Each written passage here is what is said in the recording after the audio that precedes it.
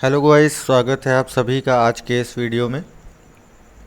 आज भी हम कुछ इम्पोर्टेंट क्वेश्चंस हैं उनको एक्सप्लेन करेंगे कि कैसे उनको किया जाए आसान तरीके से। तो हमारे सामने जो क्वेश्चन है वो है ब्लड रिलेशन का। इसको जब भी हम इस तरीके के कोई भी सवाल करते हैं तो सबसे पहले ज़रूरी दो चीज़ें हैं। एक तो हम इस सवाल को बहुत ही आराम से समझें एक एक लाइन को, और दूसरा ये है कि हम साथ में इसका डायग्राम बनाते चलें। तो ये दोनों ही काम हम करते हुए चलेंगे। और सबसे पहली लाइन पढ़ेंगे। अजय राकेश का दोस्त है, पहली लाइन हमने पढ़ी और इसके बाद हमने डायग्राम बनाना स्टार्ट किया, जिसमें हमने एक पॉइंट बनाया, ए लिखा मतलब अजय, और दूसरा लिखा आर यानी राजेश। अच्छा, एक चीज़ इसमें और ध्यान देने वाली होती है कि ब्लड रिलेशन के जो भी क्वेश्चन होते हैं इसमें एज वाइज हम उनको लेवल्स पे लिख सकते हैं। इसका मतलब ये हुआ कि जैसे दादा हैं, ठीक है, उनका स्थान ऊपर होगा, और जैसे भाई बहन होते हैं ये इनसे एक एक पीढ़ी नीचे हैं तो इनका स्थान नीचे होगा, और जैसे उनके बच्चे हैं तो ये और नीचे शो होंगे। तो इससे इस तरीके से जब आप डायग्राम बनाएंगे तो आपको समझने में थोड़ा आसान होगा कि कौन पिता है कौन बेटा है। ठीक है, तो उस इस चीज़ को मैं अभी आपको बाद में भी एक्सप्लेन करूँगा कि कैसे ये काम करती है। अभी फ़िलहाल इस क्वेश्चन को हम देखते हैं। इसमें हमने पहली लाइन पढ़ी, अजय राकेश का दोस्त है, और हमने इन दोनों को एक बराबर समानांतर लाइन में ही रखा, क्योंकि दोनों दोस्त हैं, बराबर एज ग्रुप के हैं, तो एक लाइन में रहेगा। ठीक है, उसके बाद आगे एक बुज़ुर्ग आदमी की ओर। ठीक है, अब इसमें इस कहानी में एक बुज़ुर्ग आदमी भी आ गया। बुज़ुर्ग आदमी जो भी होगा, जाहिर सी बात है इनसे एक जनरेशन ऊपर है तो इसका ऊपर डॉट बना देंगे। बुज़ुर्ग आदमी के आगे हमने लिख दिया ओल्ड मैन। ठीक है, बुज़ुर्ग आदमी की ओर इशारा करते हुए अजय ने राकेश से पूछा, मतलब अजय ने राकेश से पूछा कि वह कौन है। ठीक है, राकेश ने कहा उसका बेटा। अब यहाँ पे रुकेंगे और समझेंगे। राकेश ने कहा उसका बेटा, किसका बेटा? ओल्ड मैन, बूढ़े व्यक्ति का बेटा। तो इसको हम ड्रॉ कर देंगे और यहाँ पे एक डॉट बना करके इसका भी नाम लिख देंगे, ओल्ड मैन सन। ठीक है, ये यहाँ पे इनका रिलेशन भी लिख दिया। ओल्ड मैन का सन जो है उसको हमने OMS लिख दिया, ओल्ड मैन सन। ठीक है, मेरे बेटे का चाचा है। फिर से इस लाइन को पढ़ते हैं। राकेश ने कहा उसका बेटा, यानी कि ओल्ड मैन का बेटा मेरे बेटे का चाचा है। अब एक किरदार और आ गया, मतलब राकेश का बेटा, जो कि हम नीचे लिखेंगे क्योंकि वो एक जनरेशन और नीचे है। तो इसको हम क्या लिखेंगे? राकेश सन। ठीक है, उसका बेटा मेरे बेटे का चाचा है, मतलब ये राकेश का सन है और ये ओल्ड मैन का सन है। तो ये ओल्ड मैन सन जो है इस बच्चे का चाचा है। जब इतना डायग्राम हम बना लेंगे तो उसके बाद हमें ये समझ में आएगा कि भाई एक तो ये दोनों बराबर लेवल पे हैं, और दूसरी चीज़ कि राकेश का जो बेटा है वो OMS का भतीजा है और OMS RS का चाचा है। इसका मतलब ये दोनों जो हुए भाई हुए, और जब ये दोनों भाई हुए तो OMS का जो पिता है ओल्ड मैन, वो इसका भी पिता हुआ। तो इस प्रकार से ये क्वेश्चन को हम सॉल्व करेंगे तो हमें ये पता पड़ जाएगा कि आर और राकेश और बुज़ुर्ग आदमी यानी ओल्ड मैन में पिता पिता पुत्र का संबंध है। ठीक है, तो इसका ऑप्शन जो है ये थर्ड ऑप्शन सही हो जाएगा, फादर पिता है ओल्ड मैन इसका। अभी आने वाली जो सीरीज़ है उसमें और भी ब्लड रिलेशन के क्वेश्चंस आएंगे, तो उसमें मैं आपको और ब्रीफली समझाऊंगा कि कैसे साइंस के थ्रू, साइंस मतलब चिन्हों के थ्रू, प्लस माइनस, कैसे इस सवाल को और आसानी से किया जा सके। इसके बाद का क्वेश्चन देख लेते हैं।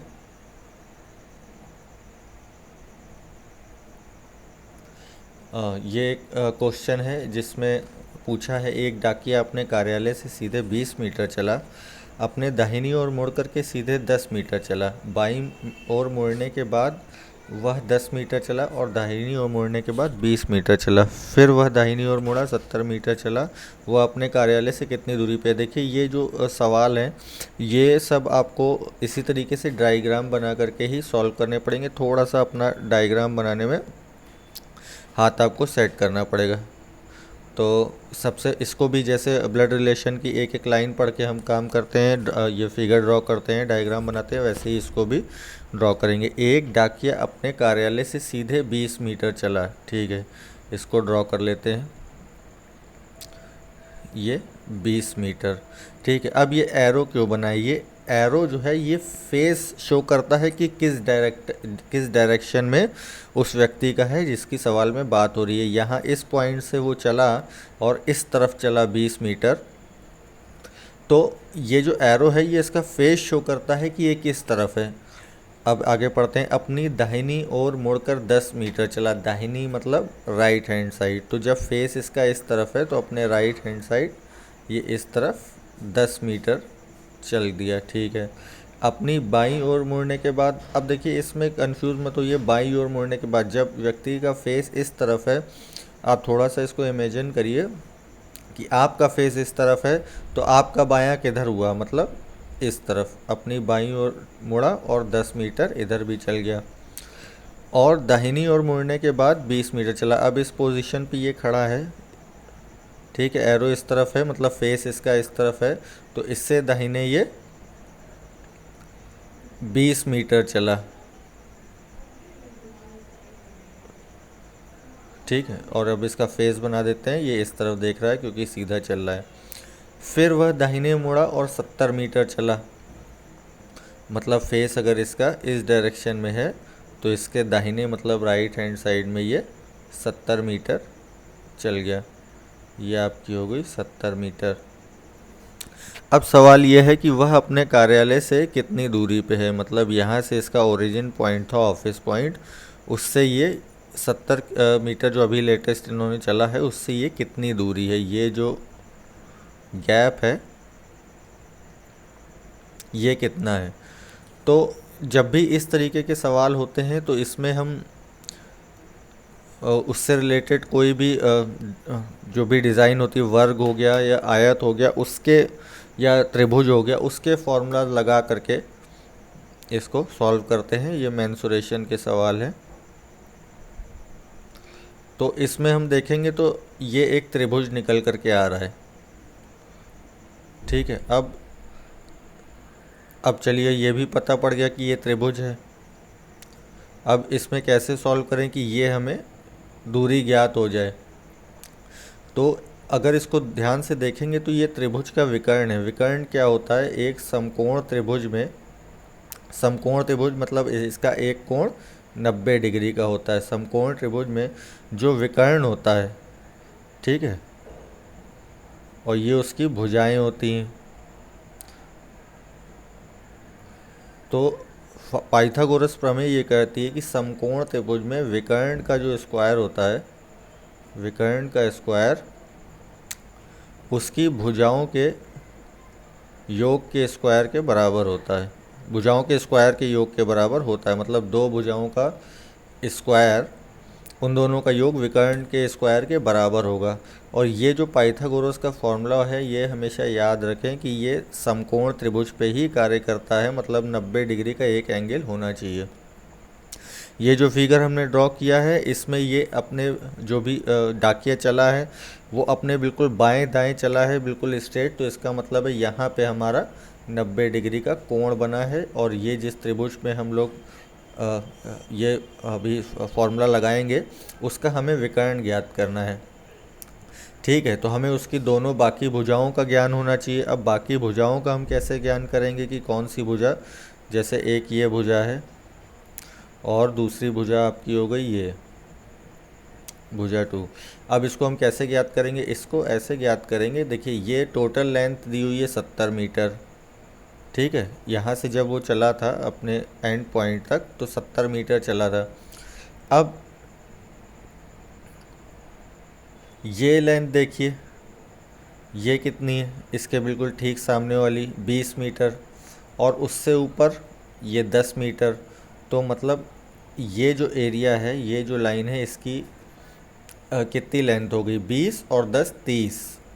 ठीक है, अब 70 टोटल लेंथ है ऊपर से नीचे तक, तो उसमें इसको 30 को लेस कर देंगे तो एक भुजा आ जाएगी 40। एक भुजा आ गई आपकी 40। ठीक है, अब दूसरी भुजा, जो ये भुजा 2 है, इसको कैसे कैलकुलेट करेंगे। तो देखिए, सबसे पहले 10 मीटर इधर चला है और इधर चला है 20 मीटर, तो इस भुजा की, भुजा 2 की लेंथ जो आ गई वो आ गई 30 मीटर। ठीक है, अब इसमें ये फॉर्मूला लगाएंगे, विकर्ण बराबर एक भुजा का स्क्वायर यानी 30 का स्क्वायर प्लस 40 का स्क्वायर, ये विकर्ण का स्क्वायर। तो इसको हम सॉल्व करेंगे तो आपका आ गया 30 का स्क्वायर हो गया 900, और इसका 40 का स्क्वायर हो गया 4 चौक 1600। ठीक है, तो v स्क्वायर आ गया आपका 2500, और v हो गया √2500, और v का मान आ गया आपका 50। ठीक है, अंडर रूट निकाला। देखिए, जिसमें ये ज़ीरो लगे हैं इनको निकालना तो बहुत ही ज़्यादा आसान है। 25 का अंडर रूट आप निकालेंगे 5 आएगा, और इसका 2 ज़ीरो में से 1 ज़ीरो आ जाएगा, 50 इसका आंसर हो गया। ठीक है, आइए अगले सवाल पे आते हैं। एक चीज़ मैं आप लोग को यहाँ पे और बताना चाहूँगा कि पेपर 1 के और भी सब्जेक्ट्स के जो भी नोट्स हैं या फिर वीडियोज़ हैं, सॉरी वीडियोज़ ही हैं, यूट्यूब चैनल है तो वीडियोज़ हैं, वो सब फ्री में अवेलेबल है हमारे इस चैनल पे, और उसका डिस्क्रिप्शन बॉक्स में लिंक दिया हुआ है, तो आप लोग ज़रूर वहाँ पे देखें, आप लोग का और भी सब्जेक्ट्स में हेल्प हो जाएगी। ठीक है, अब इस सीरीज़ को देखते हैं। ये सीरीज़ क्या कहती है, -1 5 15 और इसके बाद आया है 29। ठीक है, तो इसमें पूछा गया है कि अगले इस क्रम में अगला जो अंक है वो क्या होगा। अब इसमें ये देखिए कि -1 से 5 हुआ है, जैसे कि मैंने आपको कल भी बताया था कि ये सीरीज़ वाला जो चलता है, सबसे पहले इनका आपस में गैप देखते हैं। तो अब जैसे नॉर्मल सम संख्याएं चलती हैं, 1 5 15 चली होती है, यहाँ पे -1 है, तो -1 और 5 के बीच में कितना गैप है।